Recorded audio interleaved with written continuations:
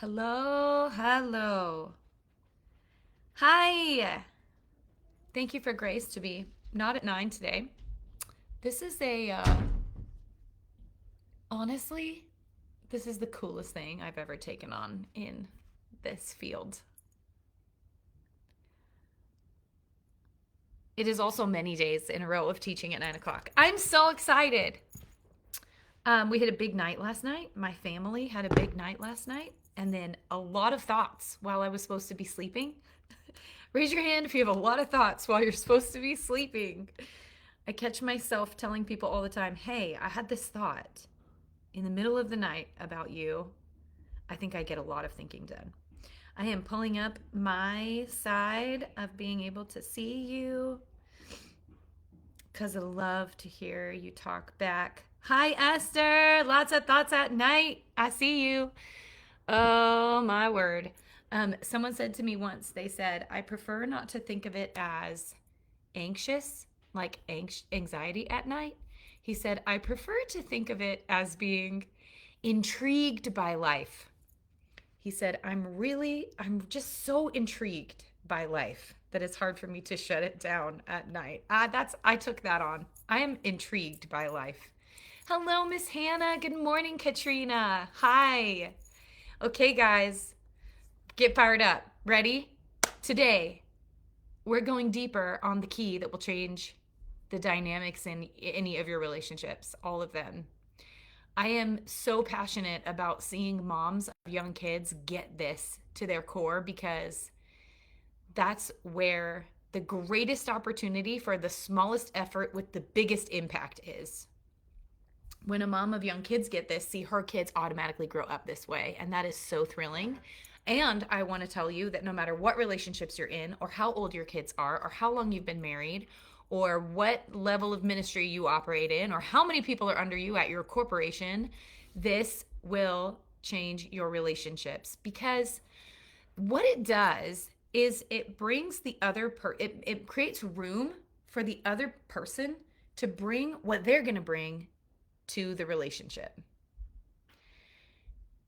And it does it in a way that sets a perfect example about how they can do that. So it doesn't do it in a way like, yo, peace, I'm out of here because you don't do your part. And it doesn't do it in a way that's like, please, please do your side. Please care about me. Please care about this stuff that we have between us. It does it in a way that creates room and an invitation for them to step forward and step up. I love it so very much. And after I got this, like I really got it, I noticed we speak everywhere. Like, we need to get the house ready to go. Or like, when people ask, like, hey, did you grab such and such? And they go, no, I think I was supposed to grab such and such. That is because everybody's job is nobody's job. And so making these definitions between what is my responsibility and what is not, and then living in that definition unapologetically, is the key to removing all the confusion of whose responsibility is what, not only practically, but inside your relationships. And, oh, but wait, there's more. And emotionally, it is the very best way to help someone's walls come down so they can really hear you. So, an example would be like, you don't even look at me when you come home. That's a hard message to hear unless you're going to acknowledge that you're the jerk who caused all that anger. But if I said, I would love to feel seen when you walk through the door, what a night and day message that sends. And do you hear how it puts so much creativity and freedom in the hands of the other person, like how they want to solve this or how they want to contribute? So, this tool is the one that packs so much punch. And today, we're going to talk about how to determine what's mine and what's not mine. and I'm going to tell you, you guessed it, a story. Good morning, Lynn and Abby and Brenna and Rebecca and Lisa. Hi. Y'all, this is so sweet. Are you guys loving just being here together every morning? I'm loving it. I don't know if every day I could teach every day for 30 days, but I do know every day I could probably find time to gather. I love doing it together. Angela Shemansky, who is I call her wing woman. She is a friend for life who found me at my lowest. God hooked us up at my lowest, and then we've been through so many things together. Angela. She and I have this joke. I want to make a sign for my house that says, I can do anything together. I think it's so funny. Good afternoon, correct. Abby's in the afternoon. It's like being in the upside down. She's in the afternoon. I'm looking for my black marker. Does anybody else think that's funny, or is it like my dumb little joke? I can do anything together. I can't do a lot of stuff, but I can do anything together. Okay, I love that, Lynn. Darn, I would really want my black one because the other colors are not as easy to see. Sad. I've got props, rocks, coffee. I have lip gloss. This is not going to help. With the whiteboard, I have a permanent black marker. That's not going to help. Okay, we're going to get down to it. Here's what I wrote yesterday for you. You'll notice I drop my board every day and I just like move on. And then I have to erase it. Anybody else like really good at being in the moment? Not always great at cleaning up after moments or preparing for the next ones. I'm working on that part. Okay. Y'all ready for this? Love it. Brenna, I love being together every day too. I'm in a 5 a.m. challenge in my world right now, and it's hard. It's hard because when it comes to bedtime, I am like a toddler. I will find 18 excuses to not go to bed yet. My kids go to bed and they're older now, so they're going to bed at like 8:39. That's when I need to go to bed. So they go to bed and then I'm like, I'm gonna make a new landing page. I just figured out what every parent needs. I'm like, I could run a $17 product to an ad and we could make a 2-to-1 return on that and help so many women with parenting and fund this project for the rest of our lives. This is what I think about after 9 o'clock. And I'm like, I could move to Bend. I could get a studio and swap in and out of the house with my kid's dad. I just go to work on all this creativity, possibility, and hope for the future. And then smart me, adult me, today's me is like, yo, you're getting up at 5. You have a class to write. And then like a toddler, I'm like, okay, I'll go to bed. And then I'm like, but I just need to listen to a sermon. I just need to journal really fast about this big thing I'm feeling and thinking about. I just need to write to my team and tell them my new idea. Anyone? Toddler. I am a toddler at bedtime. We're working on it. Okay, mine, not mine. Esther, you are a toddler at bedtime. It's hard with little kids to like be done. I don't like to give it up. I think that's what it's about. It's like admitting that the day is over. Nothing else is going to happen. Okay. Here's what we're going to do. We're going to break down a handful of small situations into mine and not mine. Oh yeah, I was going to tell you a story. Did you know I'm here to practice teaching? And one of the things that I do when I teach without engagement, I love to teach with engagement, because if you tell me what you're dealing with, I can break that whole thing down for you, walk you through it, hold your hand. But teaching here not in Zoom, in not a conversation, is more challenging because I will take me down 8 rabbit trails. Esther in the chat, I like having me time or thinking just with me. Yes, I want to think. Just me and me thinking after bed. Agree. So here's my story. I did not know what was mine and what was not mine until I went through a second divorce and was drowning in guilt. Drowning.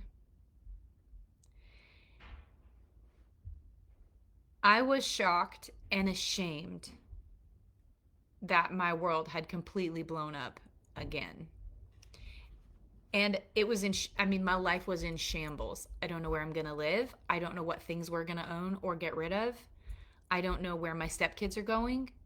All of my finances are in ruin because part of that relationship was a very big, deceptive financial problem. I was drowning. But the thing that got me, the belief that got me to the place where I didn't want to live anymore, was this belief right here. I've broken my kids. They're going to be broken, and it was because of me.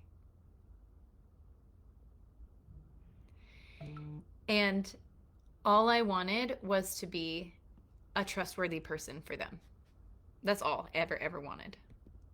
That's funny. I just explored moving to Bend out loud, and Airbnb just told me that it was like keeping up on my search of rentals in Bend right now during this call. That's silly. I just wanted to be trustworthy to them, and I wasn't.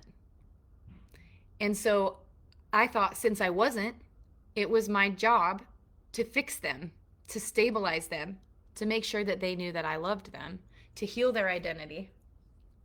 I wanted to fix it for them. And then this is what I discovered. So I tried talking to them. I tried telling them how I would probably feel. Anybody do this? Do you ever sit with your kids and tell them, if it was me right now, I would probably hate me. I would probably feel so lost because you really trusted him and you really trusted me. And now that's gone. I was kind of prompting them to share what I would share if it was me. What I thought I needed an adult to see about me when I was little, I was trying to share that, to like throw it out there and see if they were ready to open up to me, knowing I hadn't rebuilt that trust. Do y'all do this with your kids? You're like kind of taking a stab at what they're experiencing and helping them find language for it? Here's what I discovered. What I would be feeling isn't what they were feeling. And they actually felt kind of overwhelmed and smothered by me thinking I knew what they were feeling, and by me walking around as if I was hurting them and guilty for hurting them. Do you know what I'm talking about? When someone is behaving around you like they're the reason you're in pain, how yucky that feels. I was that person. So what I found out is that the blood of Jesus Christ is the reason my kids will know who they are. Not me. I'm not the reason. I'm not the reason they're going to know who they are. The reason they're going to know who they are is if they receive who God says they are and what they're worth to Him. And I am actually an instrument in their life to get them to that revelation, which means I'm going to hurt them. This is what I found out.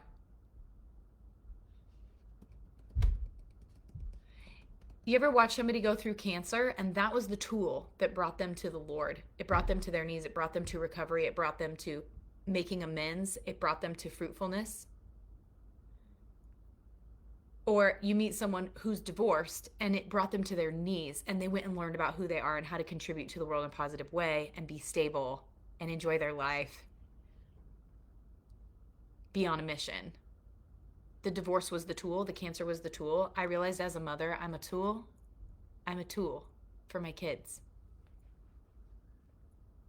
And the only way that I can become a model for them is if I receive that same mercy and live a life in front of them that's worth living. Them finding out who they are, knowing how loved they are, is quite literally not mine. And they weren't going to talk to me about what was going on the inside of them while I thought I knew and while I thought I could fix it. We're on a little bit of this is like a big thought here. Are you with me?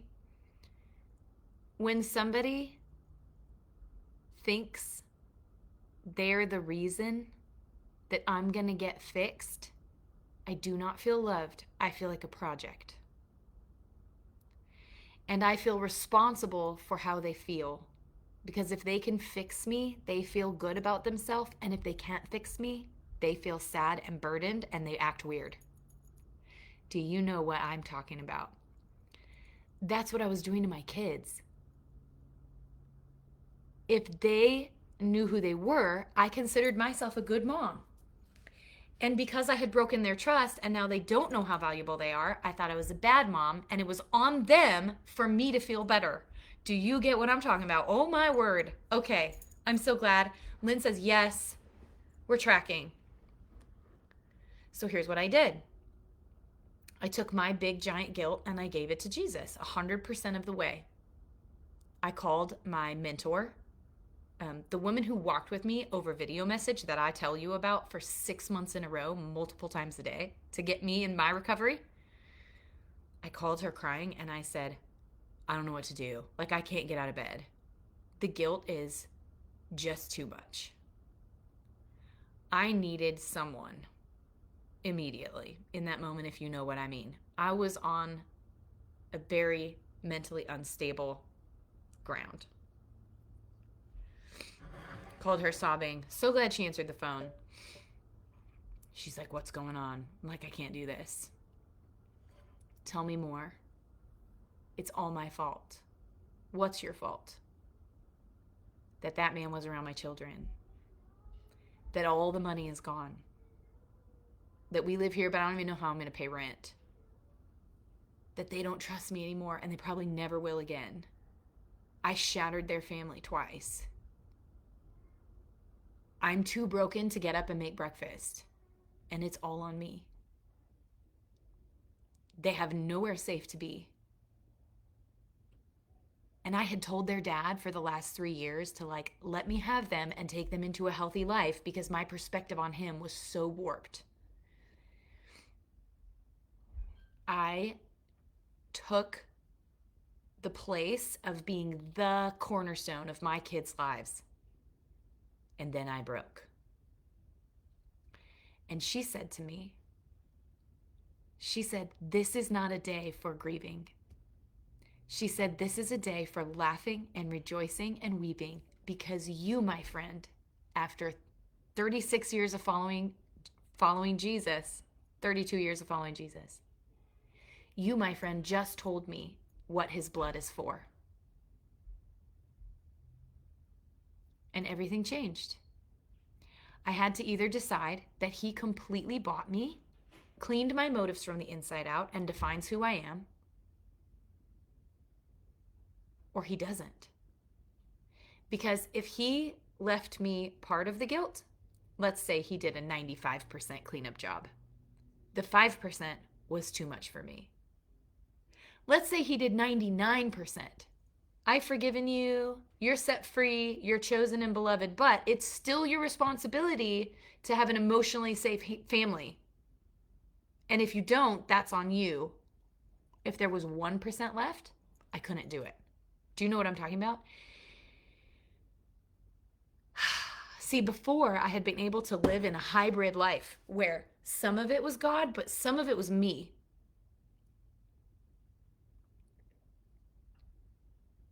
God forgave me and got me into heaven, but it's my job to hold my family together. God forgave me and got me into heaven, but if I don't sleep with my husband on a regular basis, no matter how he treats me, he's going to be mad and I will break our marriage. God paid the price and I'm not a sinner anymore. I'm a saint. But if I yell at my kid, I'm a failure as a mother. Do you know what I'm talking about? A hybrid gospel. Well, the hybrid gospel in my life broke, and it became very clear what is mine and what is not mine. And so then it would look like this. My kids are fighting over who's going to do the dishes. And they're very angry at each other. And so they scream at each other, and then they wind up in their rooms, and then they're telling me how much they actually hate themselves for acting that way. And I would say stuff like, oh, you hate yourself. Tell me more. Yeah, I'm just so stupid. Oh, man. Tell me more about stupid. And I would hear the whole map of lies that they are actually dealing with. Not the ones I thought, but the ones they are actually dealing with. And when they felt it all the way through, you need to feel things all the way through before you can learn a new thing. So I would be a safe place for them to feel things all the way through, because guess what? If he believes he's stupid, it's not on me. What is on me is to know how unstupid I am so I can sit there and not be threatened by it. Y'all, you getting this? And then sit through his fit about being stupid, because I know that's not true and I know it's not my fault. It's okay. It's just feelings. And eventually I would say something like, I wonder if we can find any evidence that you're actually not stupid. No, there's none. Oh, okay. And after he's felt all the way through and he's been really, really heard and there's nothing left but a lie, I would say, I am not going to help you find evidence for this lie because it is not true about you. But I will come back and check on you in 5 minutes and find out if you're ready to look for evidence of what is true. So I would just go about my day. He didn't like that at first. My kids did not like that at first. Anyone? You realize your kids do not like this at first? I would go work in the kitchen and then come back and check in 5 minutes. Hey, you ready to look for some truth? I was sending a message. I love you. I'm here for you. And I will not fix it for you because it's impossible. Do you guys know what I'm talking about? But you, my friend, can look for evidence of what's true. And I am here to help you.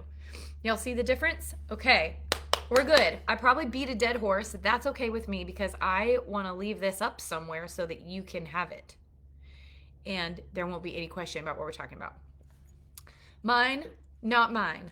I would love this so much if you could throw me something that you have been dealing with since you started this challenge, where you hit a moment and you thought, I don't know about this one. This is confusing. What's mine and not mine? Because I know you've been tracking and I don't want to reteach a bunch of stuff that you don't need. If anybody in here had a moment, let's say in the last 3 days, where you were like, I think this is one of those times where I'm probably taking responsibility for something that's not mine, but I can't see where the lines are. If you can put one in the chat, we will do it. I will do up to 3. Let's do up to 3 this morning.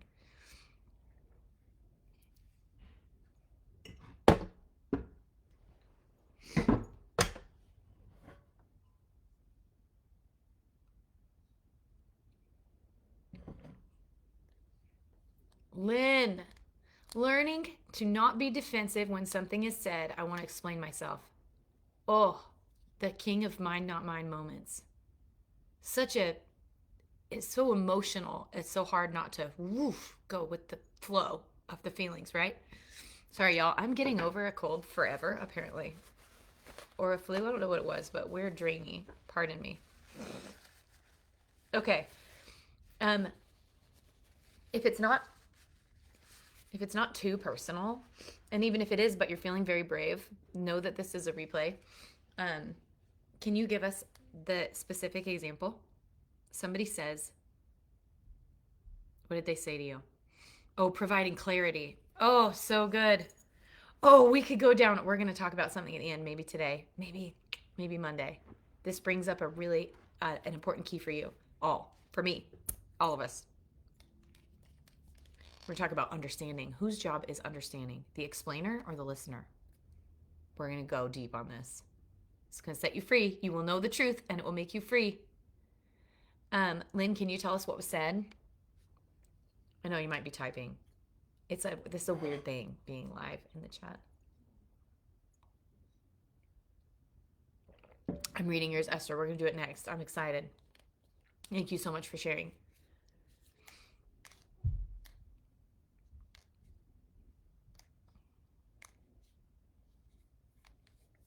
I'm reading. Oh, so good. These are similar, huh? Okay, I was triggered by my husband, but I knew he was also in the wrong. So I wasn't sure which one I needed to be responsible for. Like how to say I was responsible for my trigger and not putting that on him.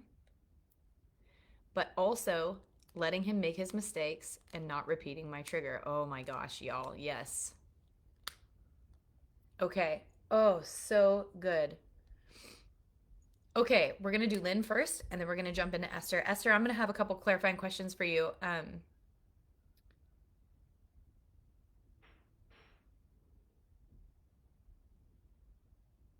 Maybe I don't. Okay, we're going to do Lynn. Here we go. Okay, the accusation, the words that came to you were, you don't actually listen to me. I am not important. Okay. What's not yours is his perception of you. Well, here we go. Which is that you don't listen. That would be like an opinion, a conclusion. Let's call it a conclusion, an accusation. And the reason that I know that is that it's about your motive. When someone says to you something about your motive, you can automatically put it in the not mine box. I'm going to say that again. If somebody says something to you about your motive, you can automatically put it in the not mine box. If he says to you, I'm not important to you, you can go, wow. That's like that first day that we drew a different day. Maybe not the first day. When you're going to capture a thought and ask more questions. Boop, that's not mine. Tell me more. What makes you think that you're not important to me? And they say, well, I'm not. You say, well, I can't answer for that. Not mine. But I do want to hear about behavior. I do want to hear about, so mine. My desire to listen.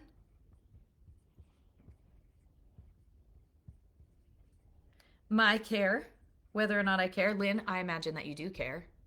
Is that true?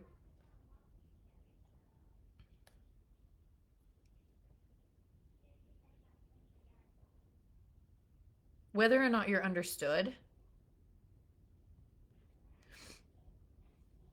Being understood is not mine.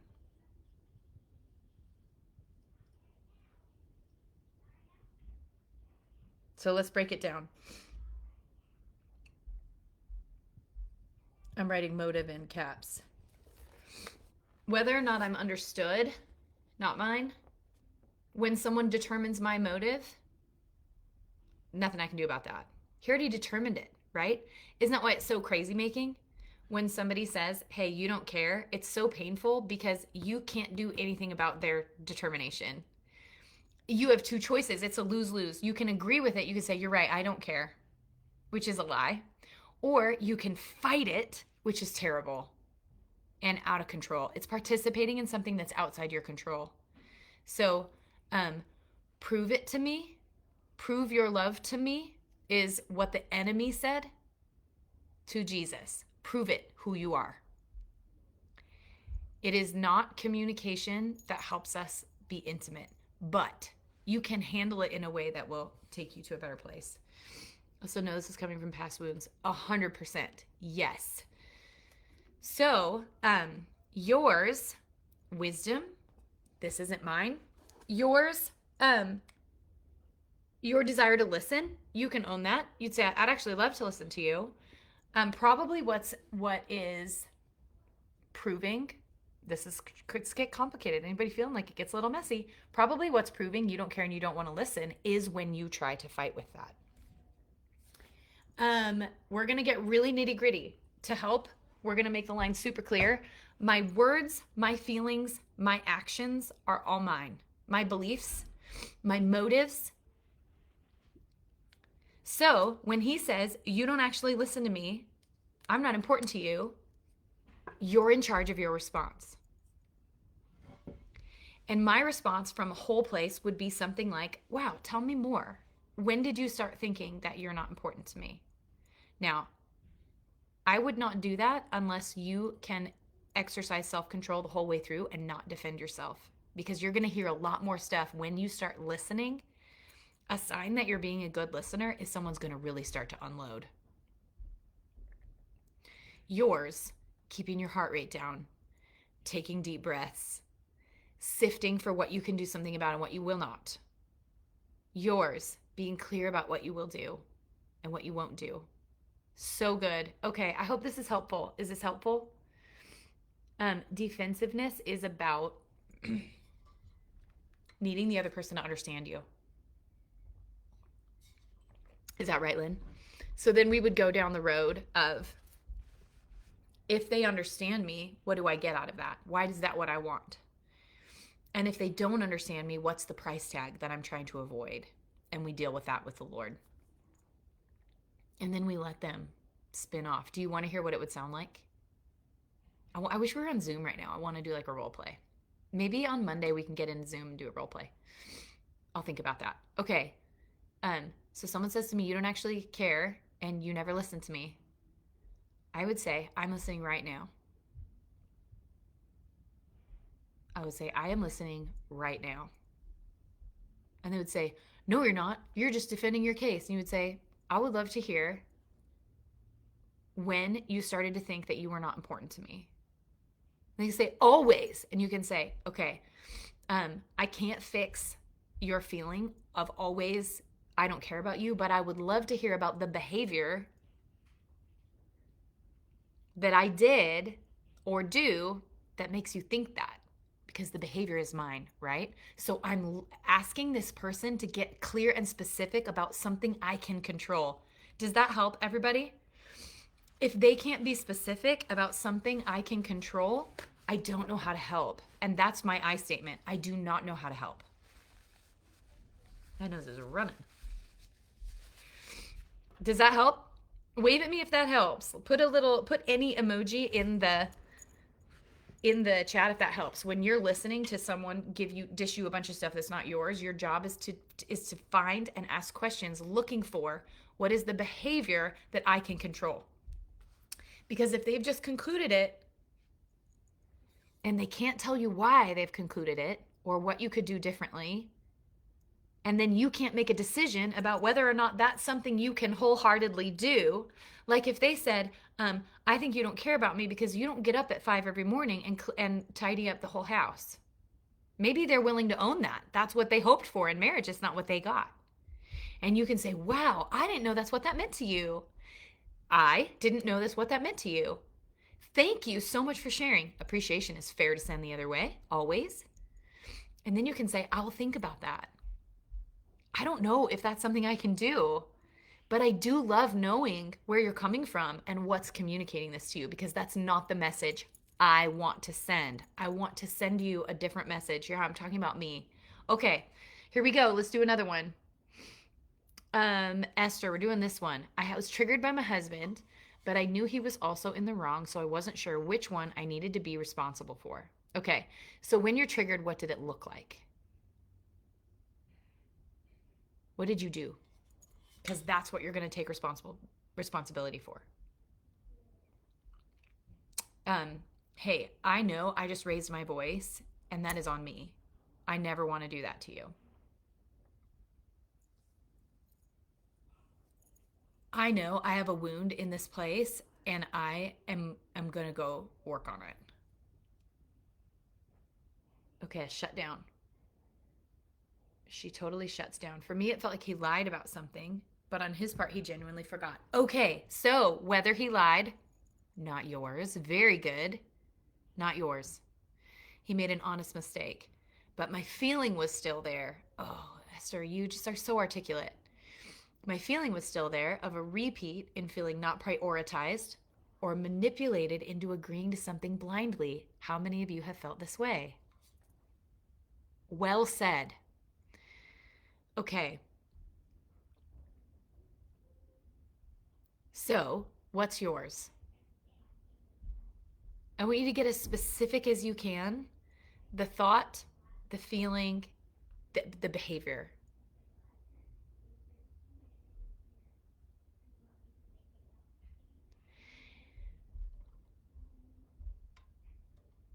So you could say to him, I feel trapped.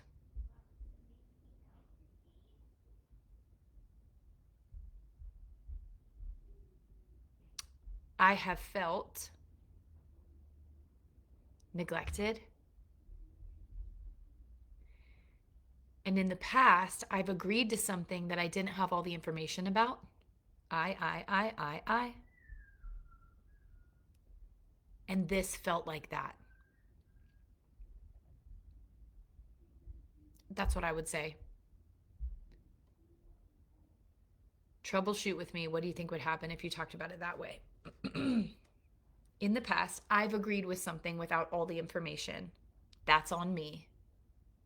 Then I feel trapped. And this felt like that.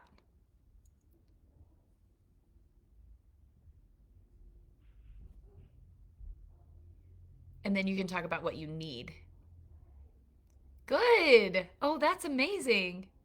I shut down instead of connecting or communicating because I don't want to say something to hurt him. Yes. And you're here learning. I'm so proud of you. Oh, this is so good. I don't want to say something to hurt him, and a lot of my triggers are not so much to him, but in response to my childhood. 100%. Yes. Wow, wow, wow. Excellent. Okay, so yours, staying in the room, sharing about yourself. His, whether or not he lies to you. His, whether or not he manipulates. Yours, making commitments without all the information versus getting all the information before you make a commitment and following through with what you commit to. So good. Y'all have questions about this? Throw me one more if you need it. This is how to talk about me. Y'all, you guys went straight for the throat. I'm so proud of you. I know this is like a really fun, thrilling thought in the happy, easy moments. And then when it gets down to it and someone says something that sets off something inside of you, the need to be understood, or the need to not be manipulated or lied to or trapped, the need to feel safe, suddenly it's foggy. The moment comes and it floods you. And I literally would exit the room and video message my mentor. This is how I handled it. Crying and confused and in the fog. I'll be like, not right now. I need a minute. I would just go talk to someone. Yes, Lynn. I really want to get better so he feels safe and loved. Yes. Lynn, I would love for you to feel so safe and loved that it's an accident that he feels safe and loved. Because the truth is, he is safe and loved already. You don't have to provide it. It would help him heal to see an example. But, Lynn, this is so good.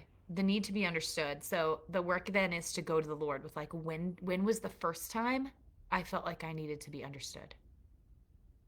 When was the first time I felt misunderstood? And what were the repercussions for that made me want to avoid that forever? Okay, Abby, let's go. Last one. Yay. The other day, my husband blamed me for a simple mistake. I forgot to pick something up that he requested. He was using never statements. Ooh, never statements. This will crucify a conversation. Y'all, are you glad, like I am, that we have 21 more days in here after this? Because do you see? The work is thick. And these practical tools talk about me. This is only one of them. There's like 8 more practical tools coming your way, okay? I have one. The other day, my husband believed me. He was using never statements. I just set a boundary. I'm not talking about this now because I felt defensive. Oh, that's so awesome.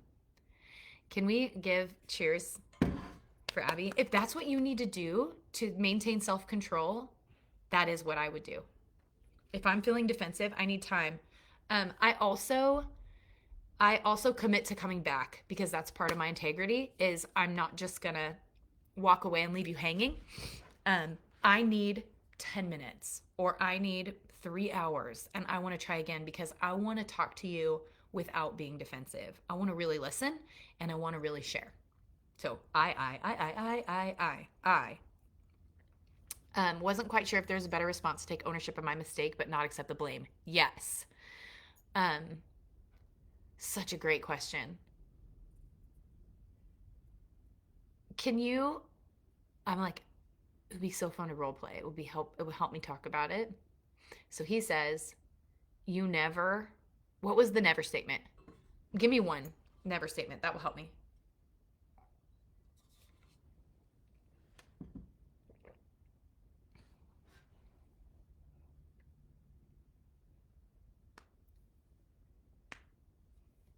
Esther, that is good. It's a little fuzzy in the end. Okay, Abby, I did forget to say let's come back to this at this time or hit this time. Abby, are you the one in the relationship who tends to back out a little bit emotionally and he's the one who comes forward emotionally? Do you guys have that dynamic? Because if he's coming after you and he wants to connect and he wants to throw down and he wants all the words out, it would be very scary for him for you to not make that commitment. It was about groceries. He said, "You never get the food that I want." Ugh. Okay, so because you know it's not yours to prove to him that you do sometimes do that. So anything that brings you to a lose-lose, like I either need to argue or I have to agree, and both are not correct. You can go, I'm not gonna deal with that one. So you can take the never word and put it in that box. You can go, well, since I already know that's absolutely not true, a never or an always is not true. So, okay, that's not true, but I can learn more about what he's saying. What would you like from the grocery store that I have consistently not got? Because I want to learn about this. I want to know about you. I didn't know that's how you saw it. So it's like you on the inside sorting and then handling, looking for what you can control. So the never, you can't take away the never because nobody can take away a never ever. You can never remove a never, and you can always find a way to make it look like always, right? Do you see how I'm joking about this? It's a lose-lose. So forget the never part and go, can you think of any times that I did bring you something from the grocery store that you do like? You could ask that if you can do it without being snarky, or if you can do it without a big pending fight. Or you could say, I would love to come up with a solution to help me remember the groceries that you want. Do you have any ideas? Maybe there's a note in your phone or a shared note that you guys can both put things on. See, there's like so much creativity possible. The defensiveness probably came from the never word. That makes perfect sense. So I would say, I would love to try again to talk about this in a half an hour. I don't want to argue, and I don't want to act rude. So I do want to listen to you. Can we please try again in a half an hour? And then I would sort the never. That's going to be your work. When you go time yourself out, you're going to go, okay, what got me was the never accusation. Because it isn't true and it's a lose-lose, let's deal with the groceries now. And you think about how you can deal with the groceries. Okay. Esther. Okay, let's go over this really fast. Esther put her what's hers in the chat, and so that's what I'm going to talk about right now.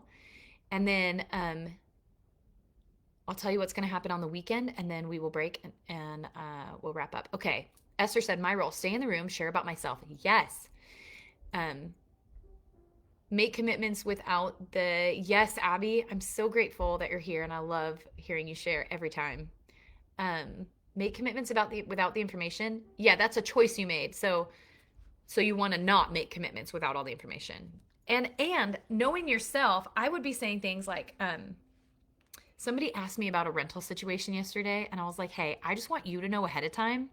At the end of that time period, I am not going to want to settle for like a great deal that I can't see myself and the kids in long term. So if that's not going to be good with you, that I get to take my time to figure out what we do next at the end of the agreement, I want you to tell me now. Because I don't want to make a commitment that I'm not willing to follow through with. So I do all the curiosity, and I put myself completely out there. I say, hey, at the end of that time period, I just want you to know, I know what I'll be feeling like, and it won't be that I'm going to rush off and do some crappy deal that I'm not happy with.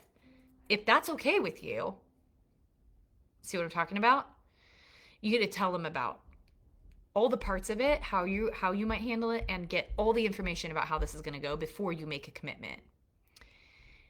And then, yes, make sure you learn all the parts and follow through with what you commit to. The snag I saw was when you said that it made me feel this, or I need to feel. Yeah, I wouldn't say made me feel, because no one can make you feel anything, which you are crushing already. I know this is just words here, because I know that you are going, I can see you in the chat every day recognizing no one's going to make me feel anything. That comes from me. So it would be when I heard you say, I forget what he said to you. When I heard you say this, I felt trapped. I was scared. I've made a lot of agreements in my life to things that I didn't know what I was committing to, and this felt like that. I felt this, but I would leave out "you made me."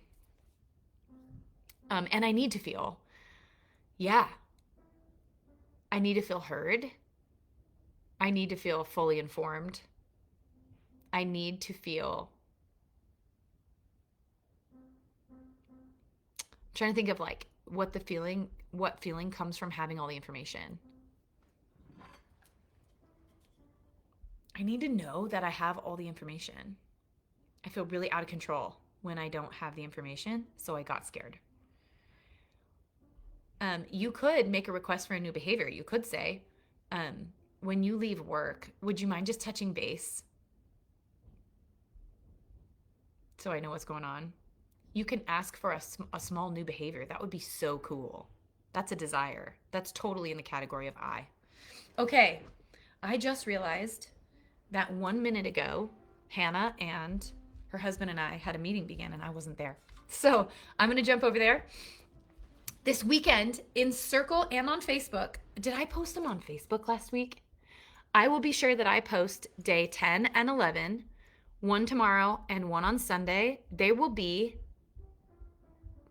brilliant, condensed content that build from here, and then we're going to keep going. We're going to keep rocking forward on Monday. I want you to know this is one skill, one principle that is so juicy.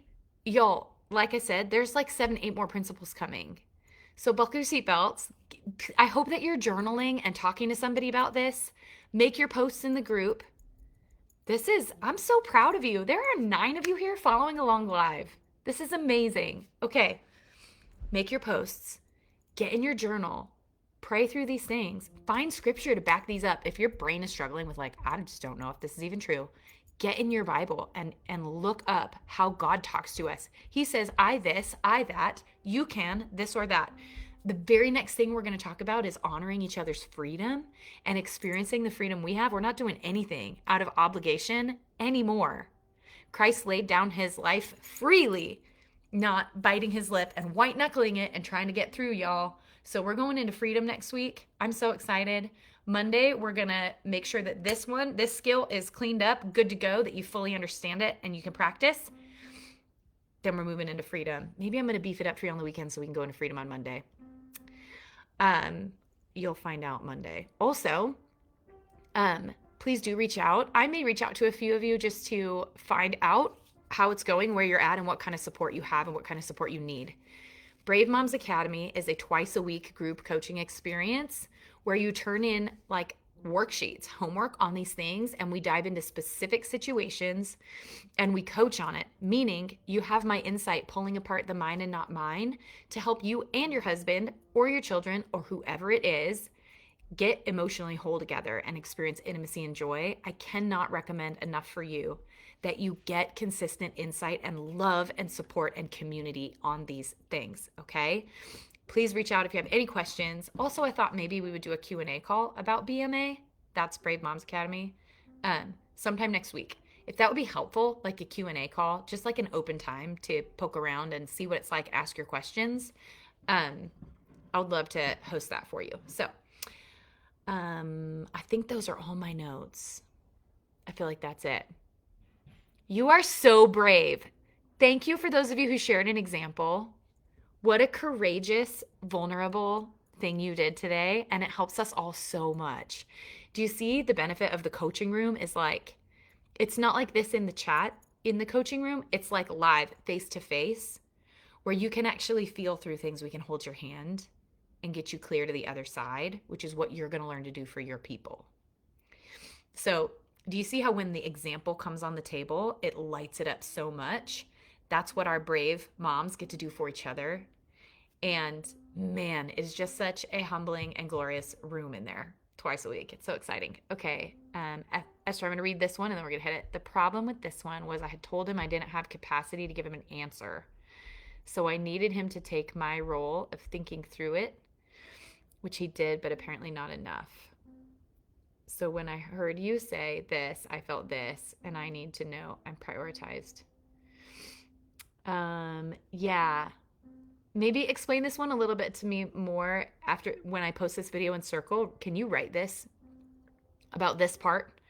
And then we'll keep breaking it down on Monday. Okay. So I told him I didn't have capacity to give him an answer. So I needed him to take my role of thinking through it. Yeah, he can't think through it for you, though, I don't think. He can seek to understand, though. And maybe that will be Monday. We're talking about understanding. Okay. Okay, I got it. Good. Yay. Okay, ladies. I'll see you later. Congratulations on making it this far. Hang with us through the weekend. Those videos are going to be absolutely worth watching. Make your posts. I'm going to be in the room. I'm just not going to be live. And I'll see you Monday.